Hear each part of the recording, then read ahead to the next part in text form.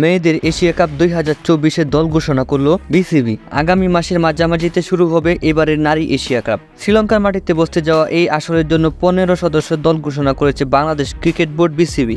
টাইগার্সদের অধিনায়কত্বের দায়িত্ব পালন করবেন নিগার সুলতানা জ্যোতি।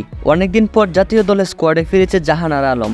এবারের এশিয়া কাপে 7 থেকে বেড়ে দলসংখ্যা হয়েছে 8টি। 2 গ্রুপে ভাগ হয়ে খেলবে দলগুলো। স্বাগতিক শ্রীলঙ্কা ছাড়াও বি গ্রুপে বাংলাদেশের প্রতিপক্ষ মালয়েশিয়া ও থাইল্যান্ড।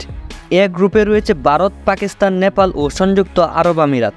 এবারের আসরের নারী এশিয়া কাপের পর্দা উঠছে আগামী 19 জুলাই। নারী ক্রিকেটের মহাদেশীয় শ্রেষ্ঠত্বের লড়াই শেষ হবে 28 জুলাই। এবারের এশিয়া কাপের জন্য বাংলাদেশের নারী দলে কারা রয়েছে চলুন এক নজরে দেখে নেই।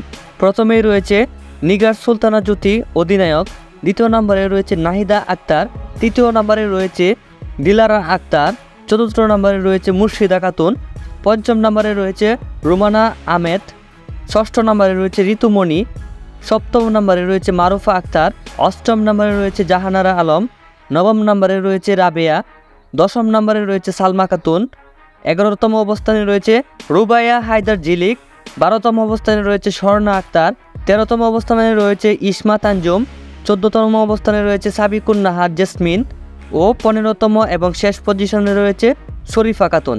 এই 15 জনকে নিয়ে এবারের এশিয়া কাপের জন্য আইসিসি দল প্রকাশ করেছে। আপনারা ইতিমধ্যে অবগত রয়েছেন যে বাংলাদেশের নারীরা ইতিপূর্বে এশিয়া কাপ বিজয় অর্জন করে বাংলাদেশের নাম উজ্জ্বল করেছে। তো আপনাদের কি মনে হয় 2024 সালের এশিয়া কাপ কোন দলের হতে পারে? অবশ্যই কমেন্ট করে জানাতে ভুলবেন না। আর চ্যানেলে নতুন হয়ে থাকলে অবশ্যই চ্যানেলটিকে সাবস্ক্রাইব করে দিবেন।